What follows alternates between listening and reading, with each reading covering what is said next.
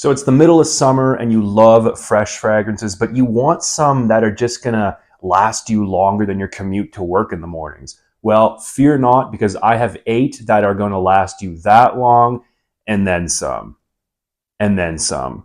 These are the 8 top, strongest daytime summer fragrances that I could find in my collection, and I'm gonna share them with you. So stick around and check this one out.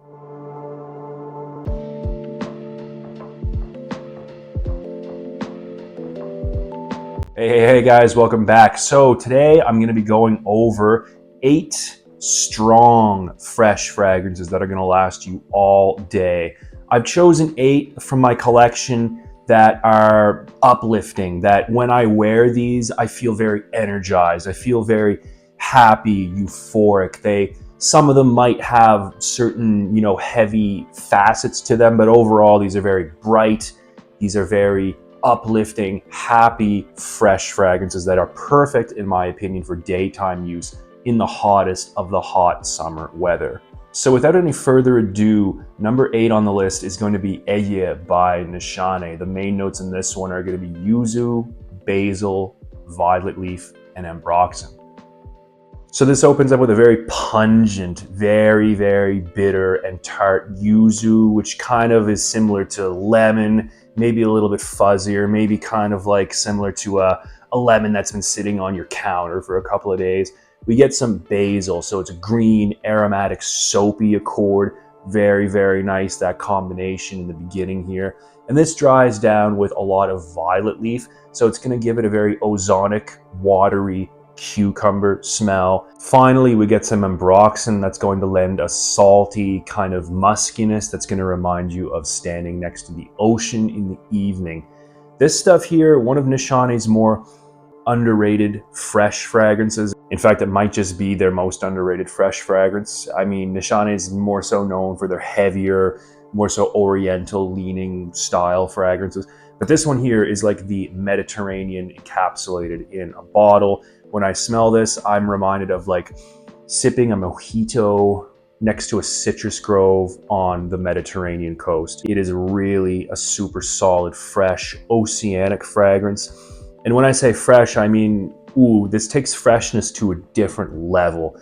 I mean, we get that violet leaf, which is very cucumber-like. So I can't think of anything, honestly, fresher than a cucumber. When I'm having it really rough in the super high, lower 40 degrees Celsius weather with the humidity and stuff like that, cucumber is something that always helps me feel better in those types of situations. And I get a lot of cucumber in this. And yeah, that violet leaf combined with the other notes just make this so fresh, so uplifting, so energizing. It is absolutely perfect for the super hot, humid weather, and it lasts all day. For a fresh fragrance, this has surprisingly strong performance. It's Eye by Nishane. Next, we have Hawas Black. This one is based around the notes of lemon, pineapple, oak moss, and amber.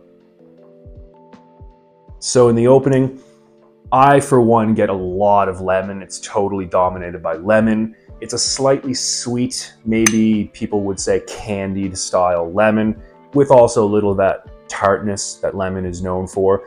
Maybe there's a little tiny bit of that sweet, tart, acidic pineapple, but I find the opening is dominated by lemon. And in the dry down, this is really all about that oak moss, very damp, very woody oak moss. It is a really well done oak moss. I was very surprised when I smelled this at the photorealism of the oak moss. Very impressive.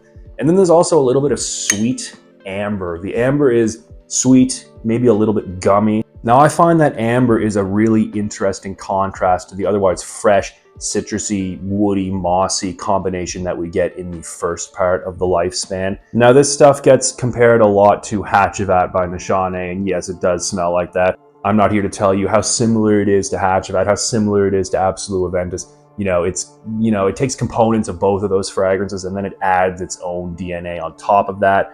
Really interesting fragrance here. I absolutely love it. And as far as those, colognes that contain that Aventus-esque DNA, this is absolutely one of my favorites. It's a relatively new addition to my collection, but it's one of my favorites. Great performance. This is going to last you all day. This is most likely going to garner you some positive attention. It's one of those fragrances. Everybody seems to love this one, but it has depth. It doesn't smell like absolutely everything else out there.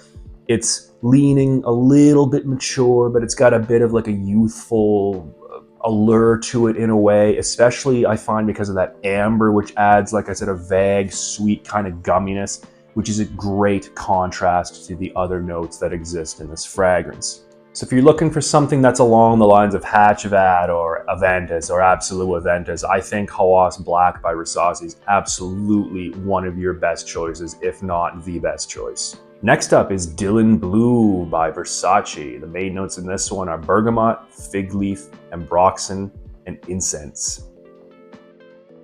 So this was basically Versace's answer to Sauvage by Dior.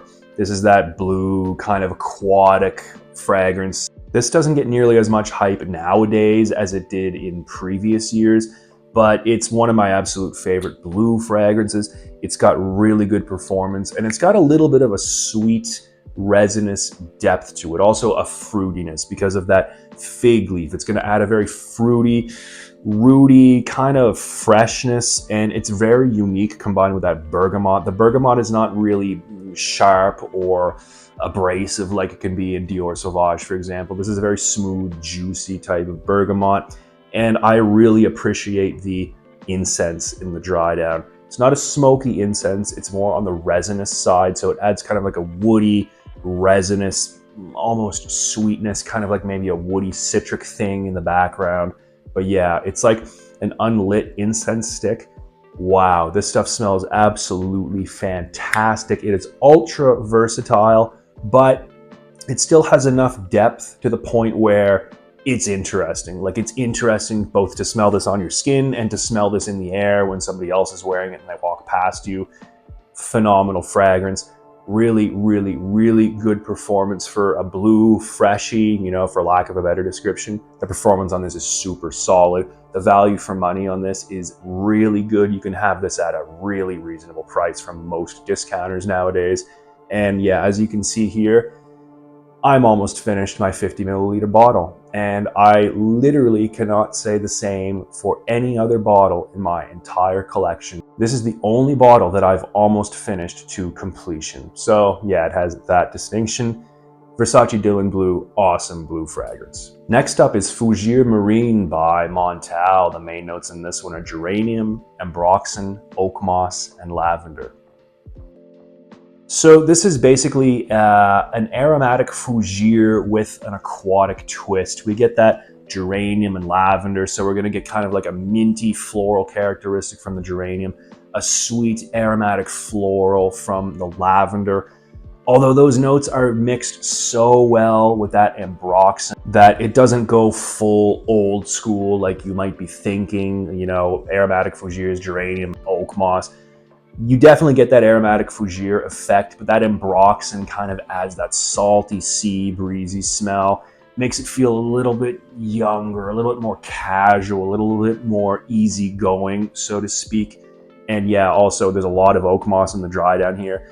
But, you know, the overall, the scent profile that I get is kind of like, if I could say this, it's kind of like a young man's aromatic fougere that would still appeal to diehard fragrance lovers. This stuff is unique. It's, like I said, it's like an aquatic aromatic fougere. It smells awesome. It's like, it smells like being in a garden next to the ocean. It does have that kind of blue shower gel smell, but it's done in a very classically soapy way instead of like a modernized way. But at the same time, it's also a modern smelling fragrance. So it has things that are just going to appeal to a whole different levels of fragrance collectors, and the performance is great. Fresh in an almost classic way, but it's like a young man's aromatic fougere, like I said. At the same time, it's going to appeal to a whole bunch of different levels of collectors. It's such a solid fragrance. Pick this one up if you haven't already. It's Fougere Marine by Montal. Next up is Y Le Parfum 2025 version. The main notes in this one are ginger, bergamot, pine, and amberwood. So this is the brand new Le Parfum from 2025, and let me just tell you, this smells absolutely nothing like the original Le Parfum. They're like totally different fragrances in my opinion. This one here, true flanker of the Eau de Parfum, and let me explain. So instead of the apple in the Eau de Parfum, we get a combination of ginger and bergamot. So it's going to be fruity, it's going to be zingy, it's going to be citrusy, very fresh. It doesn't go quite as sweet as that green apple that the EDP is famous for, but you kind of get the same vibe in this one here, at least in the opening. Now, this one here dries down with a lot of pine. At least I think it's pine. It could be just like a really concentrated juniper berry note, the same juniper berry that exists in the Eau de Parfum, but this here, whether it's pine or juniper berry, it smells very camphoraceous, very piney, very aromatic. And it's so good. It's almost like a more mature version of the EDP. And then in the fire dry down, yes, we definitely get some amberwood. It's that sweet, almost bubblegummy type of woody chemical compound that exists in the entire YSL Y line. But in this one, it's turned down, like the sweet part is turned down and the woodiness is turned up. So like I said, this is kind of like a more mature, more concentrated, stronger version than the Eau de Parfum. More pine, more woody notes, the sweetness is turned down. This, my friends, is a super solid fragrance, miles better than the original Le Parfum in my opinion, and I do prefer this one to the Eau de Parfum, which does share quite a bit of the DNA, honestly, but like I said, this is much better in my opinion, and yeah, Le Parfum 2025 by YSL. Next one on the list is Bois Impérial Eau de Parfum by Essential Parfums. The main notes in this one are Szechuan pepper, basil, ackee gallowwood, vetiver, and iso-e super. So as the name suggests, Bois Impérial, this stuff is all about wood. Also some aromatic components as well, coming from the Szechuan pepper. It's going to give it a very biting pepper. There's some basil, which is going to give it a green, soapy, aromatic scent as well. Also, there's a lot of vetiver, so it's going to be kind of rooty, a little bit medicinal, very green, dry, woody, grassy kind of thing. And some iso-e super, which is just a very kind of nondescript wood, a very dry wood with a vague balsamic, maybe almost honey-like sweetness lingering in the background. But really, this is a very dry, woody, aromatic fragrance, and it is so strong.